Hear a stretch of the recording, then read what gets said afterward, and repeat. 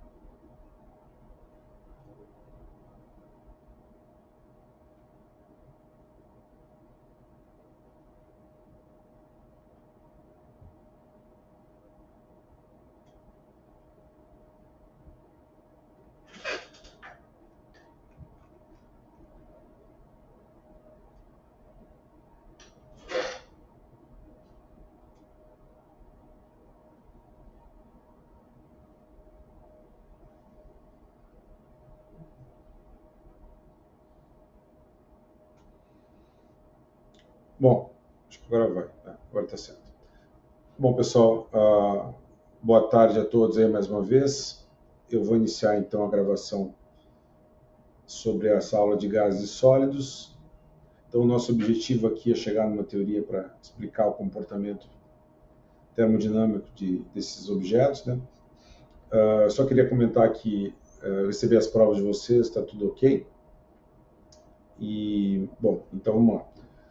Só para retomar um pouco, na aula passada, a gente basicamente se concentrou em mecânica quântica, a gente fez uma revisão de mecânica quântica, e o que é importante aqui são os níveis quantizados de energia, e isso está baseado em evidências espectroscópicas, né? Então, que nos garantem que esses níveis de fato são discretos, né? Então, o que acontece é que a absorção e a emissão de energia ocorrem em frequências bem definidas, dadas por isso. Como a gente vai ver aqui, quando eu tenho um número grande de partículas, esses níveis de energia aqui podem ser, a diferença entre eles pode ser muito pequena, muito difícil de observar, né? Então, a gente acaba vendo essas energias como se fossem um contínuo, exatamente. Bom, comentei isso na vez passada, falei um pouco de diferentes níveis de energia aqui, não preciso retomar esse ponto. E aí a gente tem algumas classes de energia na mecânica quântica: translacional, a rotacional, a vibracional e, finalmente, estação eletrônica. A estação eletrônica é muito mais complexa do que a gente está disposto a tratar aqui. A gente vai, basicamente, tratar de 2 níveis aqui, 2 exemplos, né? os gases, em que a minha principal componente é a componente transacional. Em alguns casos, eu posso ter uma componente rotacional em gases também. E, no caso vibracional, eu também poderia ter, mas ela é menos relevante. E quando eu tenho um sólido, vibracional é a parte mais impactante. A estação eletrônica aqui é uma coisa que a gente não vai comentar muito, como eu já falei na vez passada.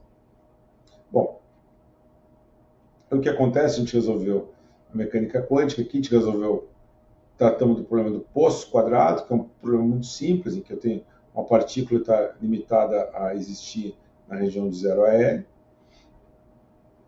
E eu resolvi esse problema, então, resolvendo a equação de Schrödinger aqui, que é muito fácil. No final dos contos, esse problema é exatamente o mesmo problema do oscilador harmônico, né?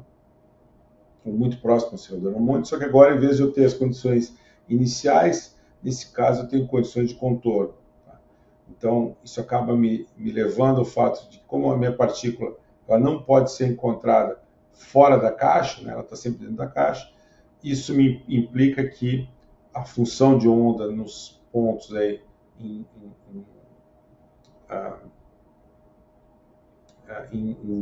L ela vai ter que ser nula, né? E também em zero ela vai ter que ser nula. Em zero igual a, quando eu imponho que ela seja zero em zero, isso implica que B seja igual a zero. E nos demais casos, no caso em L, eu vou chegar nessa condição e que para que isso seja igual a zero, eu tenho que K vezes L tem que ser igual a Nπ. Tá? Porque a função seno vai ser zero em 0, π, 2π, 3π, assim subsequentemente. Tá? Então isso me dá aqui, eu tenho essa condição, e essa é a condição de quantização. Então, essencialmente aqui é algo muito simples. Né? Dado o fato que eu tenho uma condição de contorno, eu acabo implicando que a minha partícula ela vai ter níveis de energia quantizados. Essencialmente é isso. Tá? Então, dada a equação de Schrödinger, essa é a previsão. Então, qualquer coisa que vai estar restrita em uma determinada região do espaço, tipicamente vai se comportar de forma quantizada. Beleza. Aí eu calculo o sistema de energia. Esse 2L aqui, como a gente aprende em mecânica quântica, está relacionado ao fato que a minha função de onda quadrática, a integral tem que ser igual a 1, então a gente consegue chegar nessa solução. Eu não vou entrar em detalhes aqui. Tá bom. E aí eu tenho esse monte de soluções aqui para cada um dos casos, né? Para a minha função de onda aqui, para a minha distribuição de probabilidade. E eu comentei com vocês rapidamente quão estranho é isso. Né? O fato que eu tenho uma partícula numa caixa e ela no caso, com nível fundamental de energia, ela pode estar em qualquer lugar, mas quando eu tenho nível excitado aqui, ela vai ter probabilidade exatamente zero de estar no meio da caixa. Então ela vai estar de um lado, vai estar do outro, mas ela nunca vai estar exatamente no meio. À medida que eu vou aumentando, eu vou chegando cada vez a níveis mais uma função senoidal com um período maior aqui, né? Período menor, na verdade, com frequência maior. E eu acabo tendo uma coisa que é basicamente um blob aqui, uma maçaroca aqui de casa, né? Que seria o equivalente a pensar quase que uma partícula clássica numa caixa, que ela fica batendo e voltando. Basicamente seria essa situação que eu teria para uma partícula quântica também, algo nesse mesmo nível. Pelo menos a minha distribuição de probabilidade é basicamente uniforme nessa região. Bom, os níveis de energia que eu tenho aqui, vocês podem ver, são muito... Eu tenho para um único átomo de argônio aqui, fazendo as continhas, né? Eu tenho esse número aqui, que é para L igual a 1 centímetro, 40 gramas.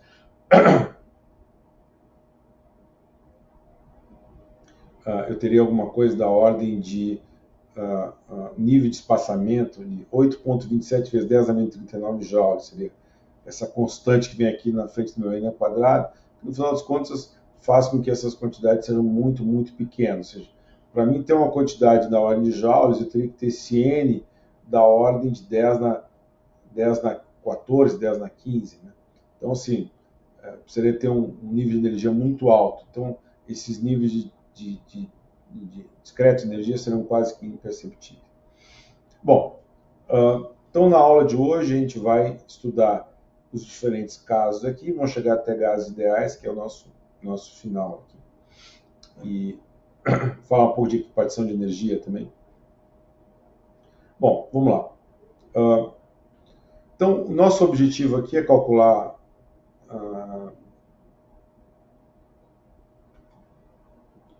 a função de partição, né? Que eu vou chamar de Q de translação. Então, minha função de partição por partícula aqui, por esse Q minúsculo, né? Então, eu vou lá e vou pegar os diferentes níveis de energia. Como a gente acabou de ver, esse é n menos n ao quadrado, a constante h, né? A constante de Planck elevado ao quadrado, dividido por 8ml ao quadrado kt. É engraçado, em geral os físicos gostam mais de h cortado aqui ao quadrado, mas ele acabou optando por esse h ao quadrado aqui. Não faz muita diferença, então isso aqui é essencialmente uma constante, que ele vai chamar um θ, né, de translação aqui. E eu consigo então escrever essa função com n menos n ao quadrado, θ sobre t. Bom, como a gente viu que, como no caso em que θ é muito menor que 1, ou seja, esse meu L aqui é macroscópico, né? Então, o que vai acabar acontecendo é que esse H vai ser muito pequeno, e há uma boa aproximação considerar, então, isso muito menor que 1. Daí, nesse caso, eu posso, em vez de calcular uma somatória, calcular uma integral. E essa integral aqui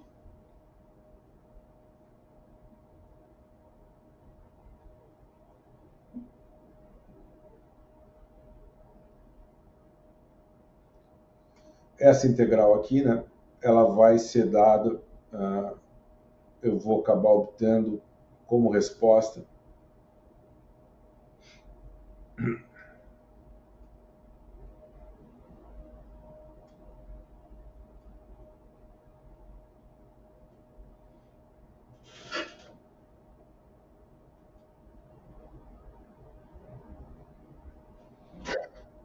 você calcular isso aqui uma integral gaussiana, essa é uma integral tabelada, né?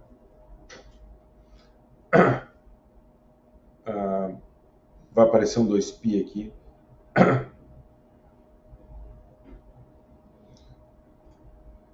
Você calcula a integral de 0 a infinito, né? De n menos x ao quadrado dx.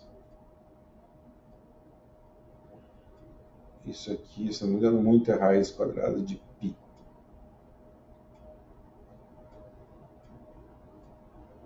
Sobre 2. O que vai acontecer? Então, como eu não tenho, eu tenho que fazer uma transformação de coordenadas aqui para poder calcular essa integral, tá? Mas no final dos contos, esse raiz quadrada de π é o que eu estou vendo aqui. No final dos contos, mais esse termo que está na frente. Do ponto de vista físico, eu tenho essencialmente a temperatura e essencialmente o comprimento da minha caixa, tá certo? E aí seria um gás unidimensional aqui, tá certo? Que é uma coisa meio fora da casinha, tá? Não tenho na prática, eu não consigo, não tem muita aplicação. O mais razoável é considerar uma partícula numa caixa 3D. Aí eu tenho o desafio maior, que é resolver a equação de Schrödinger, né? Certo? No caso, em 3 dimensões, no caso que meu potencial é 0, mas ela está numa caixa. Então ela vai ter lados A, B e C e vai ser infinito. Infinito nos demais pontos, é isso que eu quis dizer. Em todos os demais pontos aqui, né? Faltam demais aqui.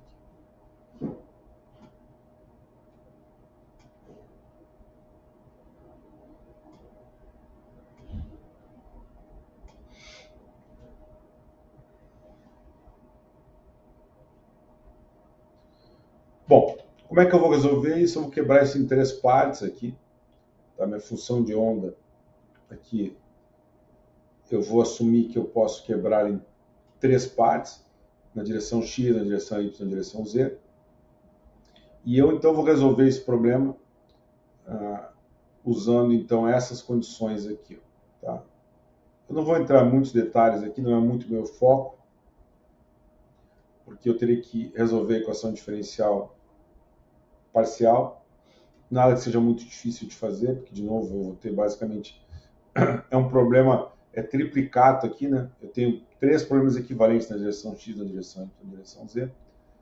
E o que eu vou acabar acontecendo é que meus níveis de energia vão ser essencialmente a soma, tá? A soma das 3 contribuições. Então, vou ter nx ao quadrado, mais ny ao quadrado, mais nz ao quadrado.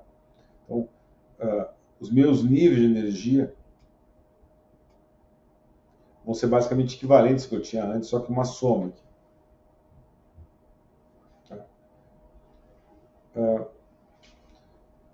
Se eu considerar uma caixa quadrada, tá? Então eu posso simplificar isso. Eu posso simplificar isso pelo volume, que eu posso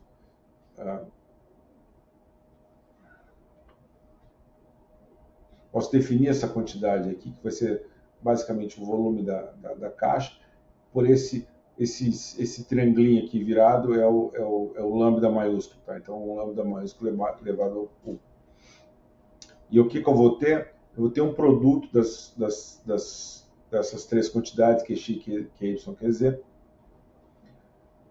E aí, de novo, eu vou dar um outro exemplo aqui no caso do argônio. Meu volume agora é dessa escala aqui. E a minha energia a minha função partição, no caso de translação, vai ser da ordem de 2,14 vezes 10 na 30. Então, grosso modo, seria o número de estados possíveis que eu tenho numa caixa tridimensional desse tamanho. Esse aqui é trans, aqui é essa temperatura, está grosso modo relacionado ao número de estados que eu tenho. Então, isso mediria quantos estados eu tenho nessa caixa, quantos estados possíveis são, que é um conjunto finito. Essa é uma grande vantagem de fazer uma abordagem mecânica quântica para trabalhar com esse problema. Tá? Porque essas quantidades, se fossem clássicas, se eu pegasse e tentasse pensar em termos clássicos, é muito mais complicado de pensar. Eu teria que pensar no meu volume do meu espaço de fase, em que esse volume desse espaço de fase aí seria uma coisa muito mais difícil de imaginar. Aqui é uma quantidade discreta, né? Mais simples de pensar. Bom, então, grosso modo, o que eu vou fazer naquele caso é simplesmente generalizar o caso que eu tive para Q, né? Eu vou, então, multiplicar isso, tá? Como foi feito aqui. Então, basicamente, elevar isso aqui ao cubo, né? Porque estou multiplicando QX, QY, QZ, e eu consigo, então, escrever a minha função partição desse tamanho aqui, que vai estar relacionado com o meu volume. Beleza. Acho que tem alguma coisa errada aqui. Aqui tem um erro. Isso aqui é 1/2. Notem que essa quantidade aqui depende da temperatura, né? O lambda. Beleza. Então essa quantidade aqui depende da temperatura. Ok.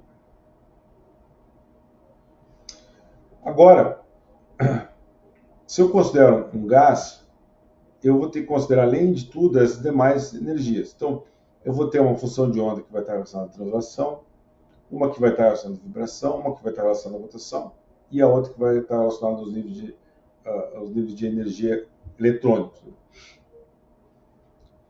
Então, esse aqui é o caso mais complicado de tratar do ponto de vista da mecânica quântica. Os demais vocês vão ver que são relativamente fáceis, apesar que eu não vou entrar em detalhes aqui, eu vou usar fórmulas, porque cada uma dessas demonstrações aqui demandaria uma aula inteira, provavelmente. Calcular energia vibracional, energia rotacional, são coisas relativamente complexas do ponto de vista matemático. Não muito, mas é razoavelmente complexo. Então vamos lá. No caso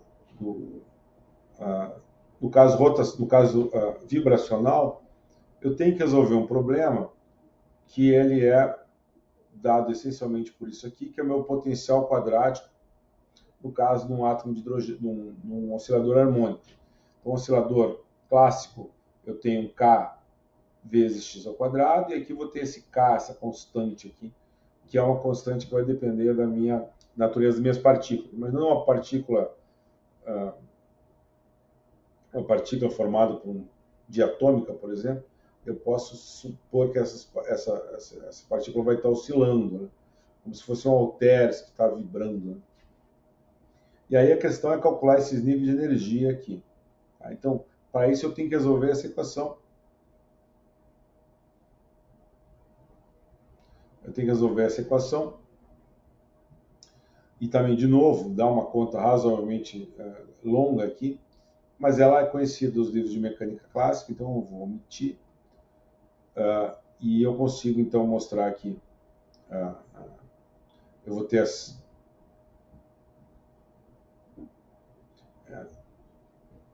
Hni aqui, onde esse Hni é 1 sobre 2π KSM na 1 meio, esse quadrado. E esse V aqui, isso aqui é um Ni, ó.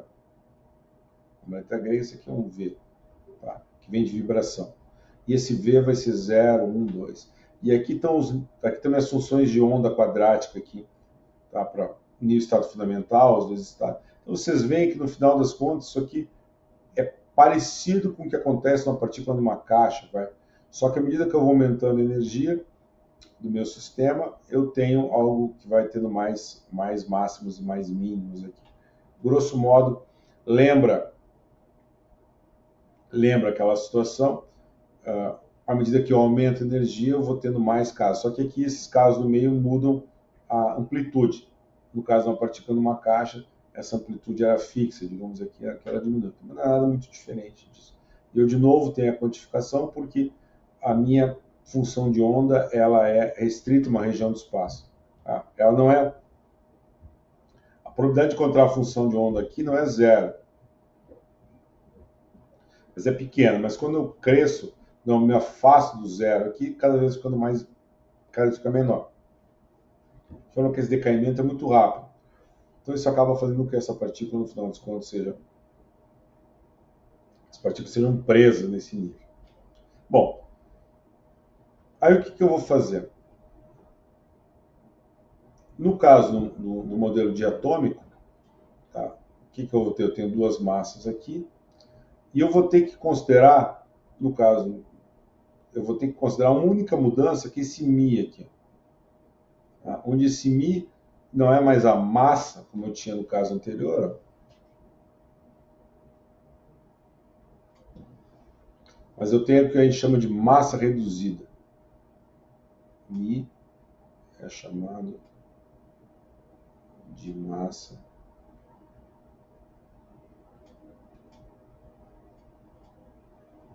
reduzida.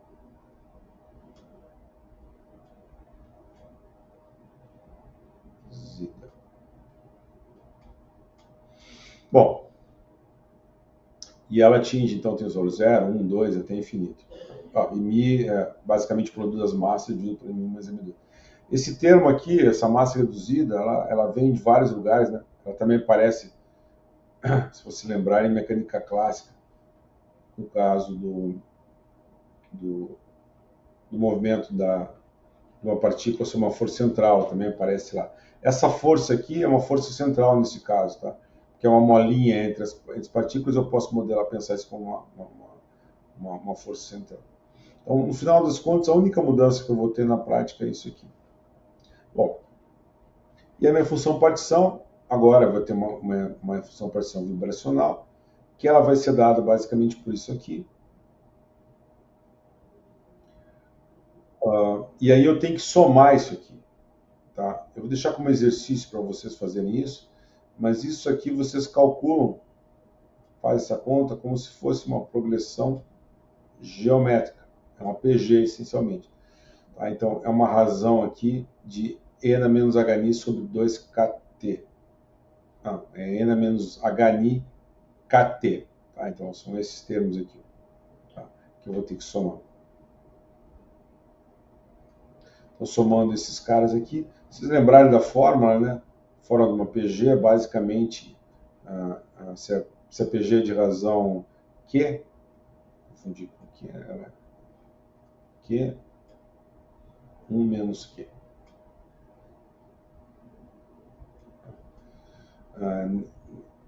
Acho que deixa eu apagar aqui. Aqui deveria ser 1, né?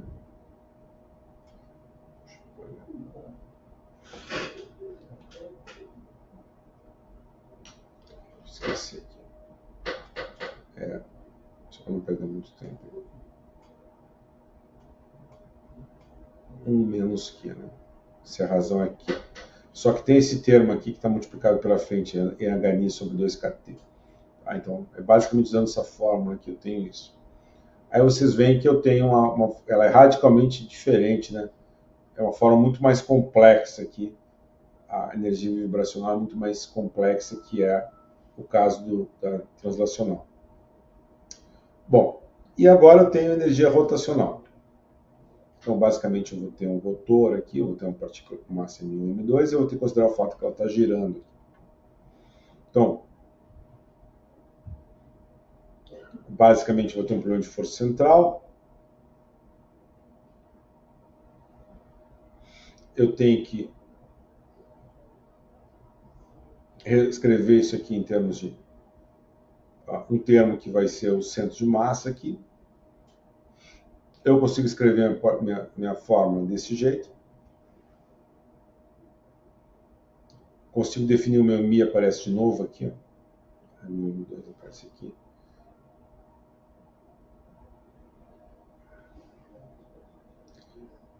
E eu tenho as coordenadas esféricas, né, que é μv vezes r. E aí, então, eu consigo escrever que meu L é ao quadrado, o momento ao quadrado é mi, meu quadrado é r na quarta, θ ponto quadrado, assim na quadrada de θ ponto. O que eu fiz aqui foi simplesmente escrever a velocidade em termos de coordenadas esféricas, tá certo? Então, foi basicamente o que eu fiz.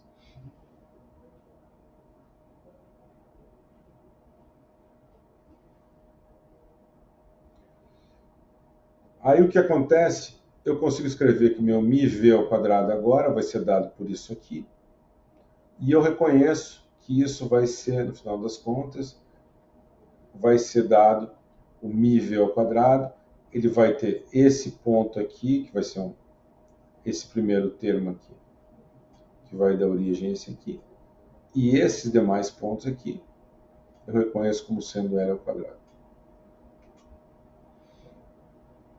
Então, vou assumir um caso em que eu tenho que R ponto é zero, que é a minha distância, ou seja, que as minhas partículas, as minhas massas estão fixas a uma determinada distância, né? Então, nesse caso, meu R ponto é zero, ele não varia, e ele é dado por R, tá certo? O R minúsculo é dado por R, é fixo. Então, aí o que eu tenho? Eu tenho que o meu momento angular aqui, meu momento total é basicamente esse aqui, ó, L ao quadrado sobre 2μ R ao quadrado. Então, a minha energia vai ser dada por L ao quadrado sobre 2μ R ao quadrado. Bom,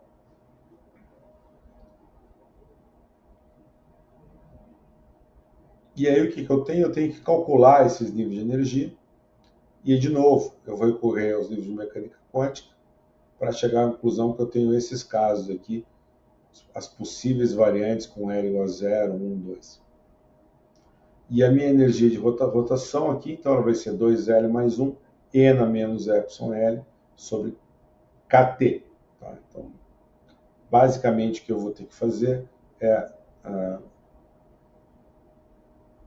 somar, porque eu cortei o L com L aqui.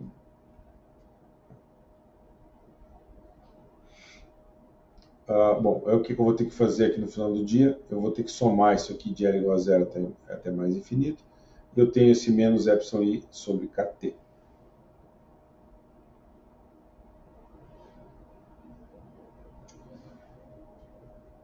E no final, para altas temperaturas, então a gente vai ter...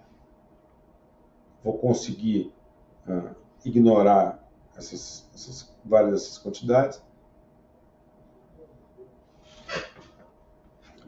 E eu consigo chegar no meu Q de rotação quando sigma, em alguns casos, vai ser igual a 1, para moléculas de átomos, difícil de ver aqui. Sigma é igual a 2, sigma é igual a 12, por exemplo, para relacionar o número de orientações equivalentes das moléculas. Então, eu consigo escrever uma fórmula fechada para essa energia de rotação, que no final das contas, essencialmente vai ser proporcional a T e esse K aqui vai aparecer nos diferentes casos. Bom, então, os níveis eletrônicos, né, aí são mais complicados, porque, por exemplo, eu deveria aí resolver realmente a equação de Schrödinger, calcular os níveis de energia.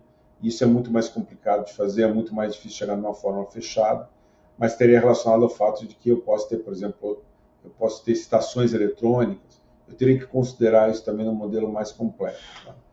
Mas nesse caso a gente vai abrir mão disso e vai se concentrar só nos exemplos que a gente viu até agora. Bom, beleza. Então, essencialmente, o que eu tenho? Eu tenho que a minha função partição ela vai ser o produto desses casos. Eu vou ter esse primeiro termo que vai ser a questão da translação, esse cara aqui que vai ser a questão da rotação, e eu vou ter finalmente esse sujeito aqui que vai estar relacionado às vibrações.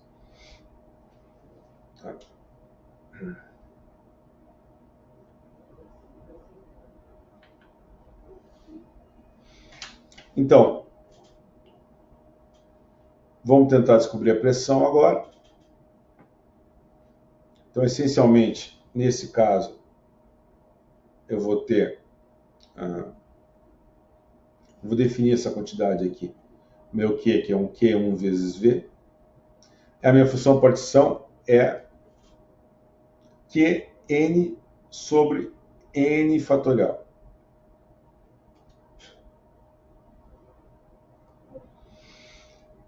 Bom, por que eu tenho esse... bom, Q na N aqui vem do fato que eu tenho N partículas agora. Então eu tenho que multiplicar minha função partição. Eu tenho que levar na N para levar em conta os diferentes números de partículas que eu tenho. E esse N fatorial aqui é uma quantidade extremamente misteriosa. Extremamente misteriosa. Essa quantidade está relacionada essencialmente com o fato de que as minhas partículas são indistinguíveis. Que eu acho que é sempre um dos maiores mistérios para mim, esse fato que as partículas quânticas são indistinguíveis. Então, eu estou assumindo que se quanticamente eu não tenho como distinguir uma partícula da outra. Se fosse um caso, uma abordagem intrinsecamente clássica, eu não teria esse N fatorial. Como eu tenho o caso quântico, eu tenho que colocar esse N fatorial. O nosso amigo Boltzmann, que a gente começou falando dele, a distribuição de Boltzmann, quando ele fez a demonstração original, quando ele fez a demonstração clássica, e ele foi calcular essas coisas para uma partícula clássica, que é muito mais complexa as contas, não vou apresentar aqui para vocês, né? Elas são muito mais difíceis de fazer, mas finalmente, no final do dia, ele chega na mesma resposta, menos esse N fatorial. Esse N fatorial ele não conseguiu entender de onde que vinha. Tudo bem que é uma espécie de constante aqui, né? Ela não vai fazer diferença na prática, por exemplo, para calcular a relação entre a pressão e o volume. Mas ela faz diferença no cálculo da entropia. Então vamos lá. Bom, aí o que eu vou fazer? Minha energia livre é dada por F. Então dá menos kT logaritmo natural de Q. E o que eu vou fazer aqui, eu estou usando essencialmente para calcular esse N fatorial aqui, né? Eu lembro que eu...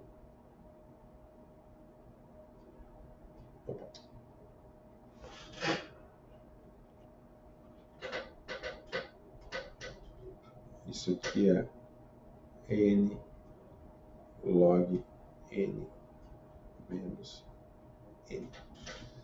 Tá certo? E aí eu consigo, então, escrever essa quantidade como sendo isso daqui. Estou usando a forma de estima. Tá? Então, eu consigo calcular isso, né? Menos KTN log EQN. Então, basicamente, o que eu fiz foi quando eu calculo o logaritmo, eu tenho uma soma aqui, né? E eu tenho um n na frente dos dois, né? Então vai surgir um n no lado de Q, e eu vou ter um outro cara que vai vir desse n log de n aqui, que vai acabar contribuindo também. Beleza. Então, eu consigo escrever basicamente meu F, que vai ser proporcional à minha temperatura, certo? E ao meu número de partículas, a menos essa quantidade aqui. Bom, e esse Q aqui também é a minha energia, é a minha função partição para uma partícula única. Bom, aí se eu derivo F em relação a V, tá? Menos derivado de F em relação a V, por definição, pela termodinâmica, isso aqui é P, certo? Pela definição de F, eu consigo demonstrar que isso é P. E P, então, vai ser NKT sobre V. Tá certo?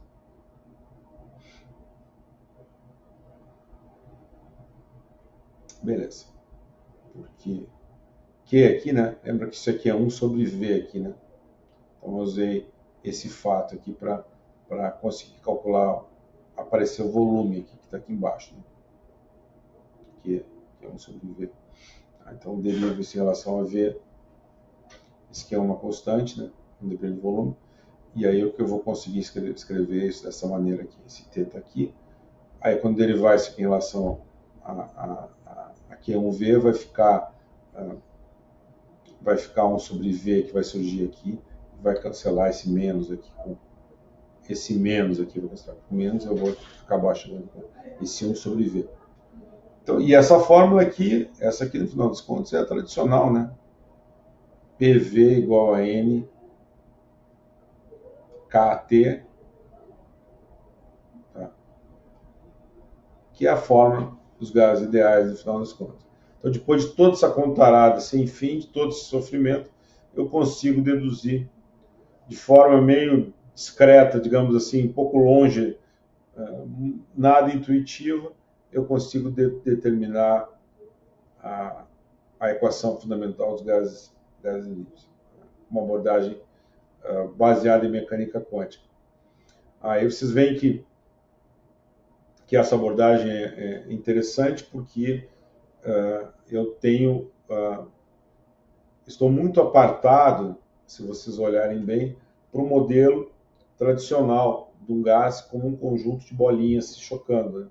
Eu tenho partículas quânticas, eu tenho funções de onda, eu tenho um monte de coisa, e eu consigo chegar exatamente na mesma relação que as pessoas chegaram antes, com um modelo totalmente diferente, muito mais intuitivo, que é o das bolinhas. Só que quando eu vou fazer a conta do ponto de vista de mecânica estatística, se eu fizesse as contas usando a abordagem clássica, vocês viram quão complexo é, muito mais complexo chegar nesse resultado usando essa abordagem. Claro que existe outra abordagem mais simples para chegar a PV igual a nRT, mas, digamos, essa aqui é a abordagem usando a mecânica estatística. A minha energia interna vai ser dada por derivar o logaritmo natural de Q em relação a T, a gente deduziu essas fórmulas antes, tá? E isso vai dar o 3 meios de NKT aqui. Tá?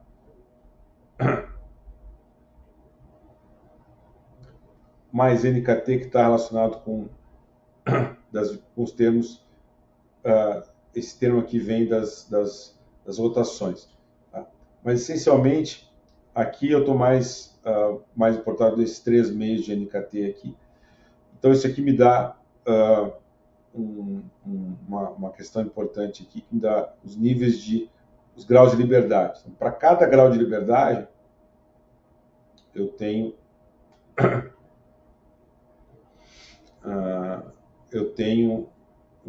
uma energia da ordem de KT. Tá? Então, são 3 graus de liberdade por causa do tridimensional, mais 1 grau de liberdade em relação às rotações. Não, desculpa, 2 graus de liberdade em relação à rotação. Né? Cada um deles contribui com 1 meio de NKT. Tenho 2, eu tenho NKT. Essa demonstração que eu não fiz com calma, mas bom, daria para fazer simplesmente incorporando termos de rotação aqui. Bom, a entropia, então, é logaritmo de Q na N sobre N fatorial, mais U sobre T. Então, isso vai me dar logaritmo natural de Q. Aí eu vou de novo usar o N fatorial, Kn mais 3. Eu acabei de mostrar aqui a energia 3 meio de NKT sobre T. E aí o que eu consigo escrever aqui, reorganizando esses termos, eu consigo escrever isso como NK logaritmo de K e 5,5 sobre N.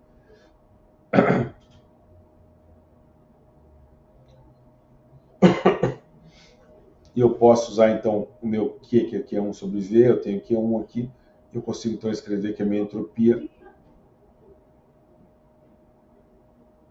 é dada por isso. Note que quando a temperatura tende a zero aqui, a minha entropia também tende a zero, que é a chamada terceira lei da termodinâmica. Então eu consegui também, através de manipulações algébricas, escrever finalmente a entropia desse sistema.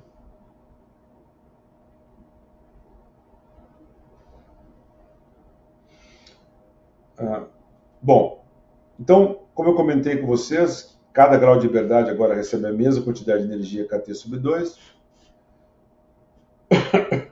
A gente pode demonstrar isso da seguinte maneira. Eu vou pegar a minha definição basicamente de energia média e eu vou assumir que eu estou no limite clássico aqui, ou seja, minha energia é constante. Minha energia é contínua, né, não é constante. E a maior parte dos problemas, dos casos de interesse, a minha energia ela é dada por um Cx ao quadrado aqui. Tá? Então, o meu termo de energia depende da minha função, da minha posição x, conforme essa constante. Como a gente viu, né, são termos quadráticos em geral. Então, no caso de um gás, por exemplo, isso aqui poderia ser a velocidade. Se for no caso de uma molécula de atômica, é o meu aumento angular, e assim por diante. Então, no final do dia, tem vários casos de interesse que são dessa forma. Se eu calculo a integral desse jeito, qualquer coisa dessa, a contribuição que eu vou ter devido a esse C desaparece da equação. Ele some aqui. Tá? Quando eu calculo a integral aqui, calculo o valor médio, isso aqui é uma integral tabelada gaussiana, eu consigo, basicamente está relacionado à largura aqui dessa distribuição, eu consigo então escrever que para cada grau de liberdade, para cada x, eu vou ter, essa integral vai ser igual a 1 meio de kT. E isso é chamado de teorema da equipartição de energia, que me dá então os possíveis níveis de a minha contribuição, né, em função da temperatura.